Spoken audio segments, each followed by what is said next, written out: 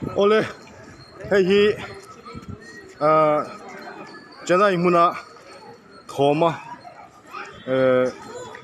iswa zirtir thoma mun ngani ya Saint Thomas Church te pon dia chumi mun poimo tak chu tuna hian an to do na ni hei hi this cathedral basilica was built in 1896 sang khazirel somko paru lo sakto ani kan lung tileng tur chu thoma mithiang hlim thoma iswa zirti thoma kha India rama hian alo lut thenga ti chuan ko than te po din lo ni in Christian na kha India rama aron keng lut ta ni ti kha kan soidan thin le achan chin kan lo khriat to thin ni kha lung len thak ve khrim khima henglai mun te han thlen chuan lo phal chi kha ni lo ni hei hi thoma thu them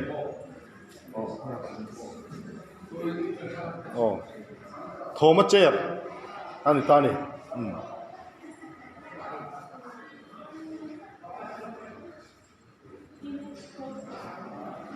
nan ti hian in tlo tu hin om nuk rang ta ni tai thoma cher lom le ta ni thoma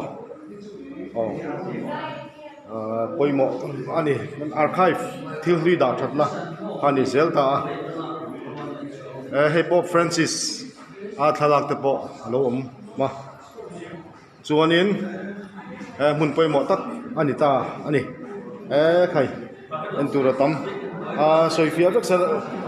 minute som vel ba khun min pelo ta ni chu hemia kal turian hei heng te poi thoma do kan kan kal ta ni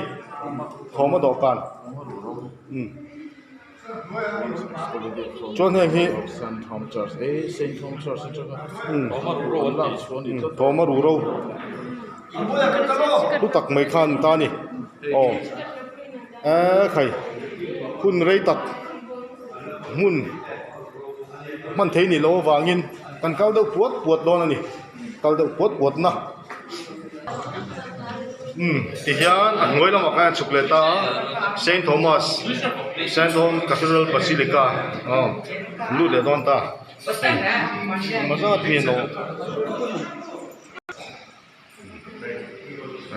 thinlung takin helai mun ni kalanga ya then chum tong trai mok thin bok ni pok kan ti zoi do tha na nge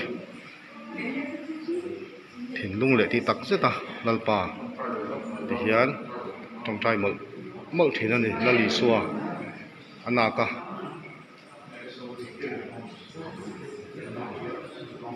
zen tu kha ani ta ka wangin ti hianin tam takin damna te pon chang thina an ti ya an trapa an tong trai ya jang chuanin la hian hun an hmang thina ni comment vel po hi ti lung chi kha ni lo ba heng zong hi kan thu thiam bek lo ba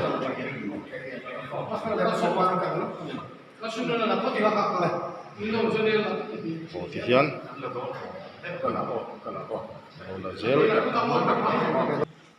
ti hianin kan lut le ta thom beng cheng dei bak chi ni lo ba hei thoma kuang omna ani ta so za takin che bai an buk thina ni chu bang chuanin eni pongoi rengin kan lutang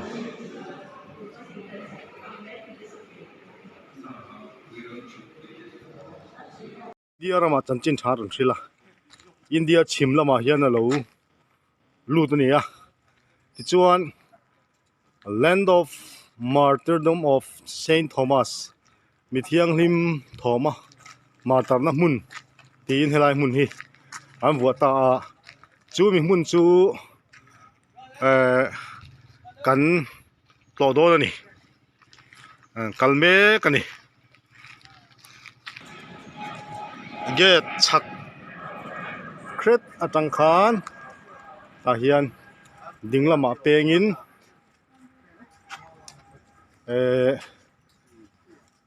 lu chho le ta ti hian thui vak lo กันกัลangا theng mai don ani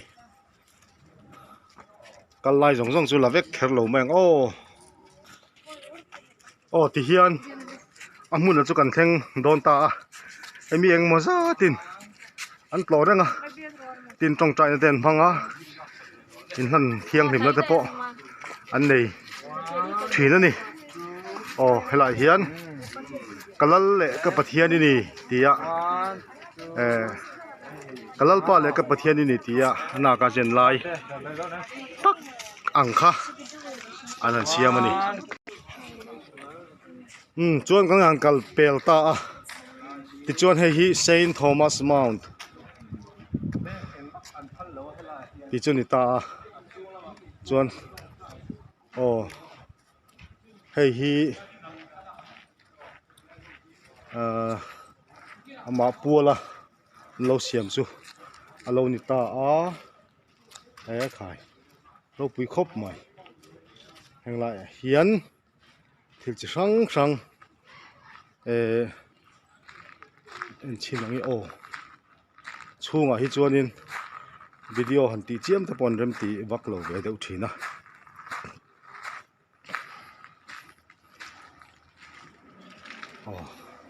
pison so lai sonin thoma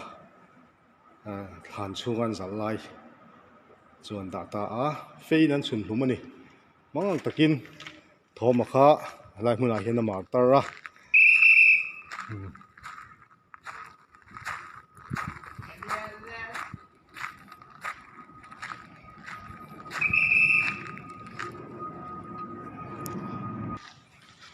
tian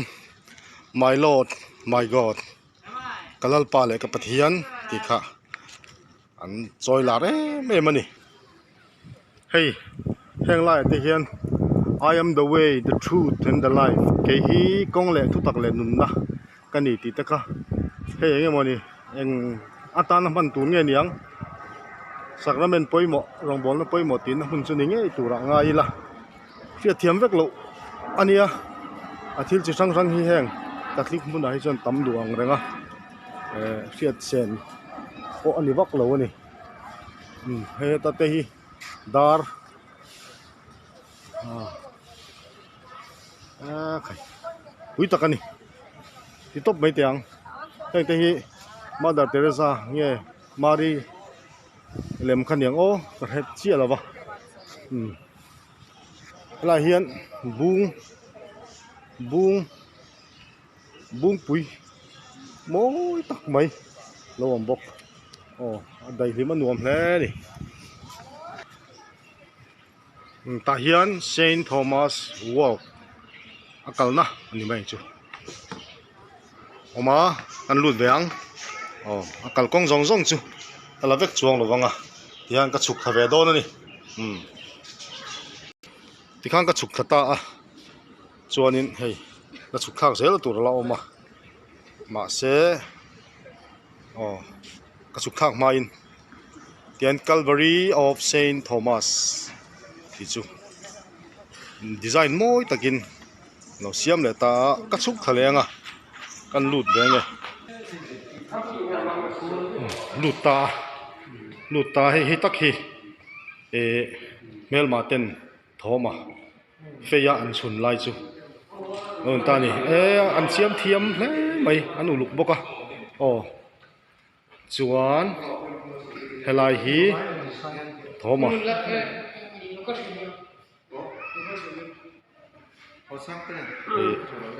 an phum na la yang chu an loi ta hei ti hian moro pumoite ulun kan hi thoma trong trai lai te ponia ti chuan na mar tam na mun te kan han kal theya hei munam tak tak en tura oma hetiang mun te kan an plo thei chu aban nei tha ka tin thoma hi India ram tan mi hlu ani takim rim bok ani te khan chung bel kha kalak video te kan lak nuwa กันโชเลตาข้างเดียวจงข้านี่ไม่อาทิลทริมสุดตำอังเร่งเฮลายพอเฮียนโมอันนี้ดูจวน เฮ้ยเฮียนี่ Relic Chapel St. Thomas Information Center Museum Panoramic Chennai Viewเฮลายเฮียนจุดล้อมเลยอันเล็ดทั่วของโอ้กันลูตากระช่วงเลยตาชูข้านี่วิดีโอทิลลากันพันหรอวะจู่วางส่วนนี้อันพันลบน้ำมันตีลุยจัลข้าชูทิลตีจีนี่เราวางอินกันละหรอวะชูข้าส่วนนี้โถมาจิตดิ้วโถมามีเทียงริมโถมาไก่หน่อยทิลไอ้เงี้ยมั้งเจน่าอีเลยไอ้เงี้ยเวลาลุงเทมเตะเราวอมนั่นเตะจีสังฟังเตะเอามานี่ยังเวลชิอันนี้ตั้งปุยไม่เย่เฮียนเซนต์โทมัสเละโทมาเละอาไก่หน่อยทิลเวลตั้งปุยจุดที่ขันกันเอ็นโซหัวกะง่ายไม่ตายละชาวเม